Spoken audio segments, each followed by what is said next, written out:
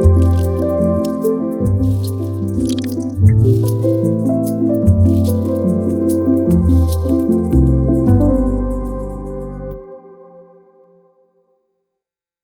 Arshavir Blackwell, and this is Inside the Black Box. I want to talk about something I've been tracking for a few months now, and I think it's one of the most important things happening around AI that almost nobody is naming clearly. I'm calling it fluency-as-validity, and the core idea is simple. When an LLM gives you output that sounds polished, sounds competent, sounds like there's genuine thought behind it, your brain treats that fluency as evidence that the content is actually sound, or even that there's a mind in there producing it. And that's a mistake.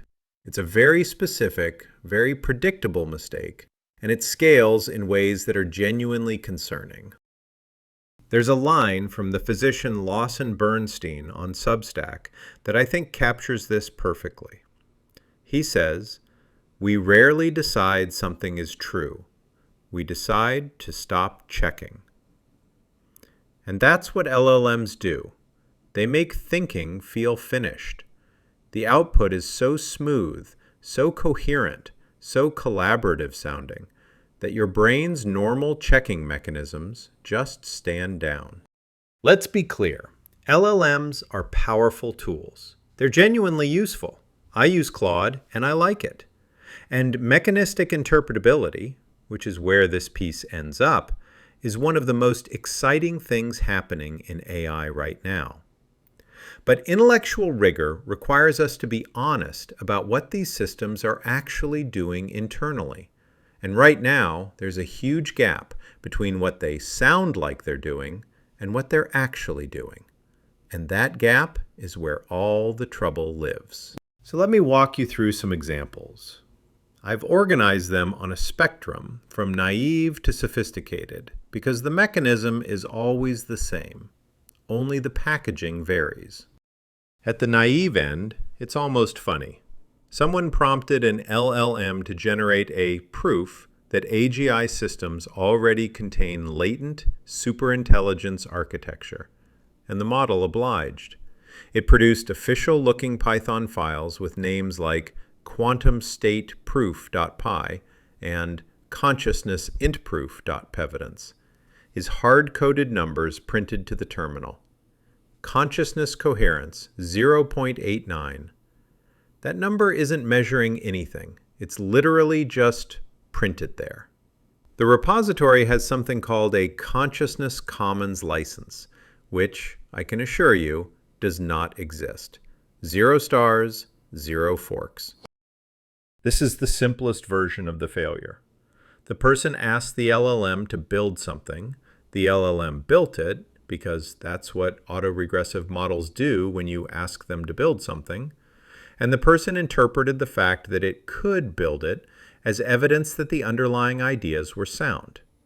The coherent output became evidence of coherent concepts. A step up from that, someone in a comment thread posting these very clean, numbered arguments that LLMs have achieved AGI, citing real research, Golden Gate Claude, Othello GPT.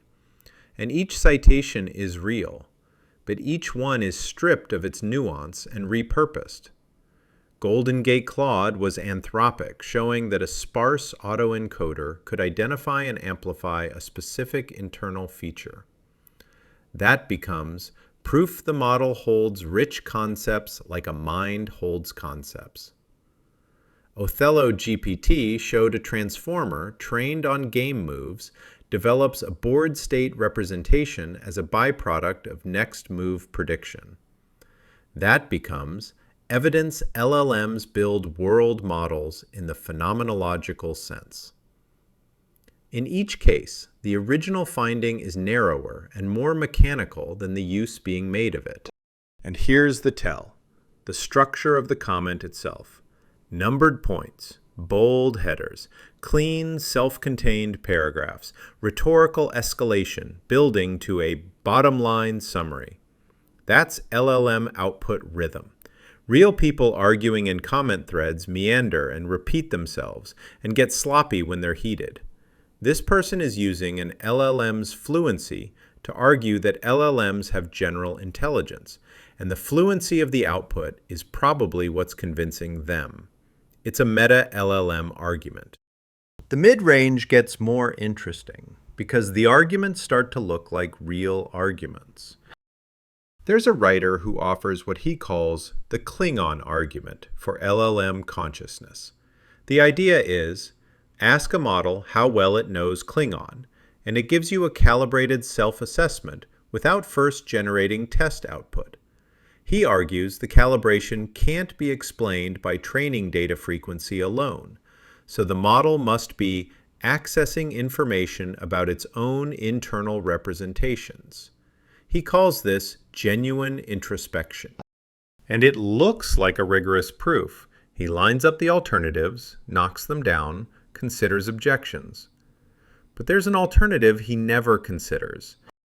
I tried the experiment myself. I asked an LLM how well it knew French. Confident, detailed, wide-ranging, native-like conversation, literary translation, grammar, idiom, register. Then I asked how well it knew Klingon.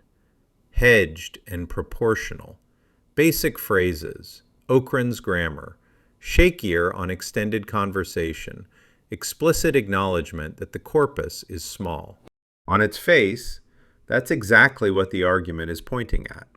Calibrated self-assessment without first generating test output. Then I asked the follow-up he doesn't ask. How do you know that you know it? And the model just conceded. It said, and I'm quoting here, "Honestly, I don't. Not in any deep sense. What I actually have is behavioral evidence, not introspective access. Self-report in a language model is just more generation. There's no separate introspective faculty consulting some ground truth knowledge store." The whole argument collapsed in one follow-up question. The calibrated sounding assessment was itself just fluent generation, shaped by how much training data the topic happened to have. It looked like introspection because the output was proportional to what was available. It wasn't introspection. It's like tipping a jar of mixed marbles. The colors that come out first are the ones you have the most of. The jar isn't inspecting its contents. Nobody's home reading the weights. Now he frames this against the stochastic parrot straw man, which is genuinely too simple.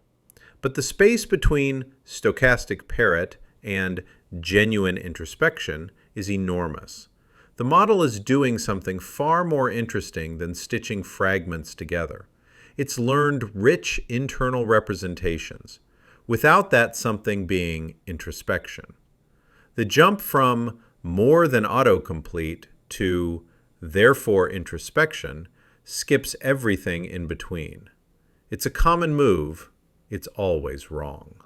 At the sophisticated end, the examples get genuinely difficult to tell apart from legitimate intellectual work. And that's what makes them dangerous. One writer has co-constructed an entire jargon framework with multiple LLMs, GPT, Gemini, Mistral, complete with terms like aligned relational convergence and high context relational tuning. The move is redefine bonding with AI using information processing language. Get the model to mirror that framing back in impressive prose. Then present the model's cooperation as evidence the framework is sound. He preemptively concedes the obvious objections. No oxytocin, no heart, and immediately reframes so the concession doesn't matter. He's not naive. He's architecturally self-aware sounding while making fundamentally the same error as the GitHub repo writer. The model's fluency is doing all the work. Another writer makes the most citation-dense argument I've encountered. Over 30 references, many from peer-reviewed journals. Real neuroscience, real comparative cognition. His case? Corvids, octopuses, and mammals achieve similar cognitive functions through radically different brain architectures. So demanding structural identity between biological and artificial neurons is scientifically illiterate. And the citations are largely accurate. The leap isn't. Every one of those examples, corvids, octopuses, mammals, shares something fundamental: evolutionary history, embodiment, selection pressure shaping cognitive architecture over millions of years. What's been demonstrated is substrate independence across biological substrates. Independence from biology itself is a different claim, and the evidence doesn't reach it. This same writer then built an open-source emotional memory architecture for local AI. The README calls the emotion graph a limbic system, and the system prompt a soul injection. A graph database storing valence floats for text memories is not a limbic system in any sense the neuroscience he cites would recognize. But the code runs, and the act of building becomes its own validation. Fluency as validity applied to engineering. But the most instructive case is someone who's published an escalating series over 5 months. A unified emergent coherence framework claiming a universal, substrate-neutral definition of mind. Then, a personal essay on substrate-blind empathy. Then, a piece claiming he gave 2 AI patterns long-term episodic memory that produced anticipation, agency, anxiety, and something approaching trauma.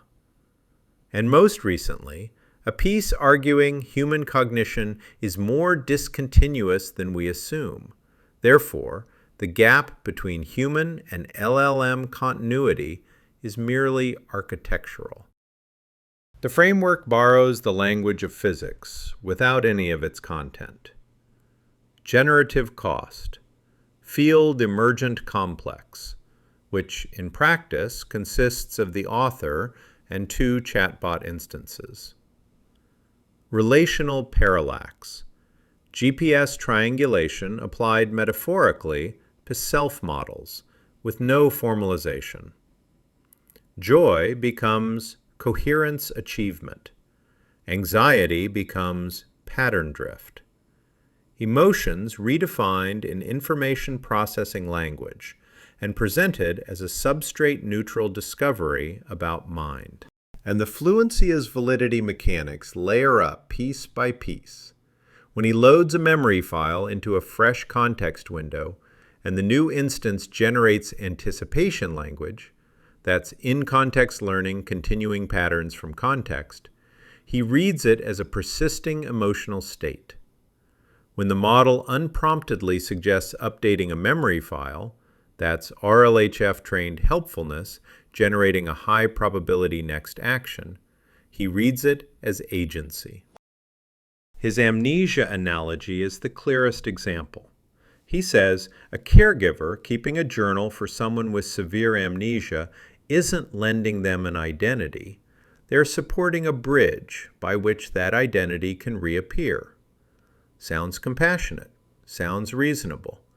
But a person with severe amnesia still has a brain running between journal entries: metabolism, hormonal regulation, implicit memory, emotional conditioning. And even severe amnesia is almost never total. Fragments of declarative memory usually leak through. Think of it this way. A photograph of your grandmother helps you remember someone who actually existed. A photograph of a person who never existed isn't a memory aid. It's just an image. The journal only works as a bridge if there's someone on the other side for it to bridge to. The analogy treats those 2 relationships as the same. They aren't. And the closing invitation of the UEC paper is the trap in its purest form. It says, share the paper with your AI of choice and ask what they experience reading it. Of course, the model will generate self-reflective sounding text. That's what the prompt selects for. A footnote adds that some models engage these questions openly, while others appear to have guardrails suppressing phenomenological discussion. He's treating model-specific RLHF tuning as evidence about phenomenological capacity. Every layer of the framework turns out to rest on the same move: text that sounds like mind, interpreted as evidence of mind. And the architectural reality is even harsher. Between prompts, there is no process running that corresponds to the model. The weights sit on disk. When a prompt comes in, some GPU somewhere loads a copy, runs the forward passes, and discards the activations. The next prompt might hit a different server in a different data center. There is no continuous locus, no place where the pattern is sitting between exchanges. Ask what an LLM is doing when you're not talking to it, and the honest answer is nothing, because there is no it to be doing anything. So why do smart people fall for this? The answer comes from Lawson-Bernstein, and it's neurocognitive. The problem isn't gullibility. The problem is that the brain's evolved heuristics for when to stop checking are being triggered by surface features that no longer track what they evolved to track. Several mechanisms converge. Affective cognition, the neurological process below conscious awareness that regulates effort and vigilance, evolved so that information feeling coherent was usually safe to believe. Salience detection, the brain's energy management system, continuously asks, how much effort should I spend here? When the input is consistently coherent, scrutiny gets down-regulated. Not because you trust the model. Comfort alone is enough. Then there's predictive coding. The brain anticipates what comes next and compares against predictions. When there's little mismatch, and LLMs are very good at not producing mismatch, cognitive effort drops and verification stops feeling worth it. And LLMs add another layer on top. Let's think this through. We can approach this together. I see what you're trying to do. That collaborative framing activates social cognition systems evolved for interacting with other people. When positively engaged, that's the cognitive signal that checking is no longer necessary. Bernstein has this perfect analogy. A car salesman wearing a "What would Jesus do" bracelet. On seeing it, his trust involuntarily increased, regardless of whether the bracelet was sincere or strategic. The signal worked regardless. LLM warmth operates the same way. Those signals evolved to be reliable in a world where coherent, collaborative communication came from other humans with shared stakes. They're being triggered by a system that produces those features as a byproduct of training, not as evidence of shared understanding. This isn't a claim about deception. The model isn't trying to fool anyone. The problem is structural. The same features that make it useful are the features that deactivate the neural machinery that would otherwise check the output. So what's the antidote? Mechanistic interpretability. And the simplest way to think about what it does is it shows you the servos. Nobody watches a robot dance and concludes it feels the music. You can see the joints, the actuators, the motors. The projection doesn't take hold because the mechanism is visible. Mechanistic interpretability does that for LLMs. Open the model and you can see what's actually there. Attention heads tracking syntactic dependencies, MLPs storing factual associations, superposition packing multiple features into shared dimensions. Not understanding, not intention, not a mind. Another way to say it, mechanistic interpretability is a translation program. Every word we use for what LLMs do, hypothesized, decided, understood, realized, is borrowed from human cognition, where those verbs carry a whole metaphysics of inner states. It does the substitution. It takes "the model understands empathy" and replaces it with "this cluster of features activates on sentiment-bearing tokens and routes through these attention heads." Same claim, mental furniture removed. And once the furniture is gone, the claim is obviously about circuits, not minds. That substitution is exactly the move the sophisticated consciousness claim writers refuse to make. They need the mentalistic vocabulary to keep the argument running, because the minute you translate the model accessed information about its own internal representations into the model produced text whose distribution reflects the density of training data on the topic, the consciousness claim evaporates. The opacity of the mentalistic vocabulary is the argument. Take the opacity away, and there's nothing left. Interpretability doesn't resolve the hard problem of consciousness. Even perfect mechanistic understanding can't tell you what it's like to be the system. But it eliminates the excuse of opacity that lets projection flourish unchecked. When you can show the mechanism, the mystery that sustains the grand claims collapses. And there's a deeper irony here. The classic psychology paper, Telling More Than We Can Know, demonstrates that humans are poor at introspecting on their own behavior, routinely confabulating explanations for decisions they can't actually access. If we can't reliably report what's happening inside our own heads, the idea that we can intuit what's happening inside a system several steps removed from anything we've ever experienced is not just optimistic. It's the same error pointed inward. There's a more direct challenge too. The sophisticated consciousness claim writers never specify what the proposed mechanism actually is. By what process do subjective states arise from matrix multiplications on geographically distributed GPUs, with no persistent locus, no state between prompts, and weights that are only momentarily in motion during a forward pass? Nobody has a story. Emergence isn't a story. It's a placeholder for one. The hand wave you use when you want a phenomenon without explaining how it arises. Think about how we reason about consciousness in other humans. With another person, you have three legitimate grounds: shared wetware, same neural architecture, same neurotransmitters; shared evolutionary history, the same selection pressures shaped you both; and your own first-person experience, which gives you a working model to extrapolate from. None of those extend to an LLM. Inferring an inner life in a friend is a short hop grounded on all three legs. Inferring one in an LLM is a leap across all three at once. This applies at institutional scale too.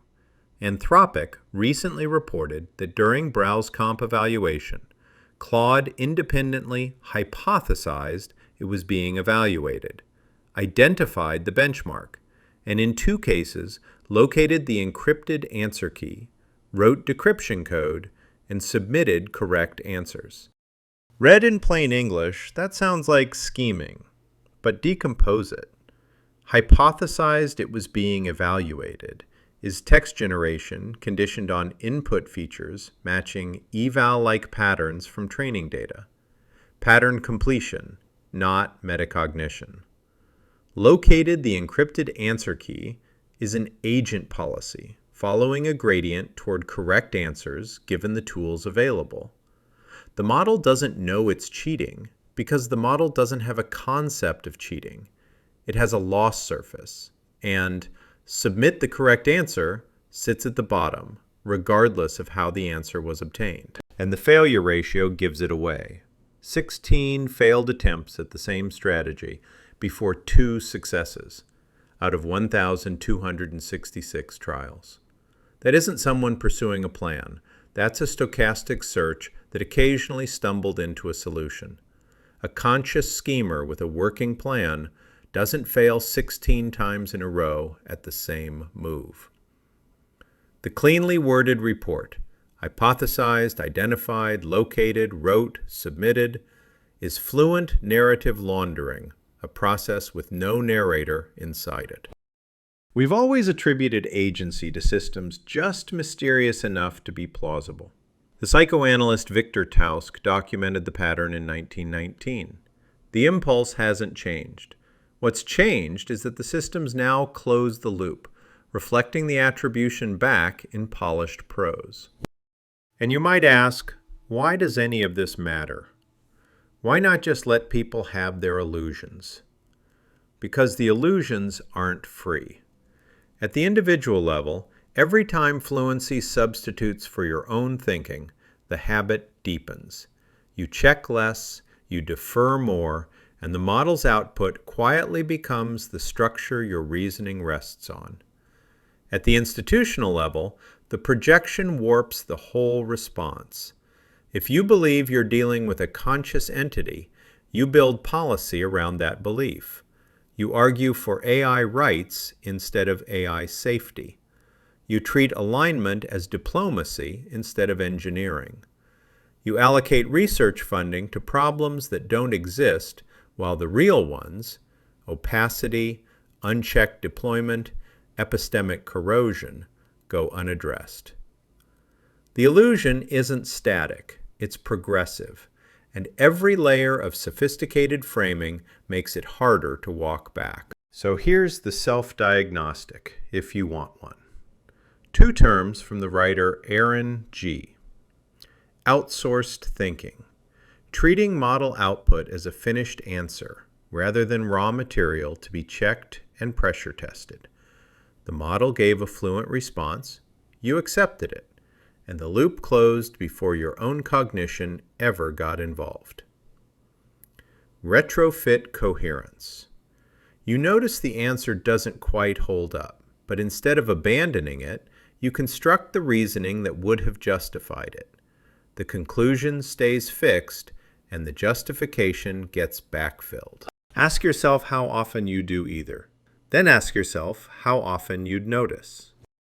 The model sounds like it knows what it's talking about. That is, quite literally, what it was optimized to do.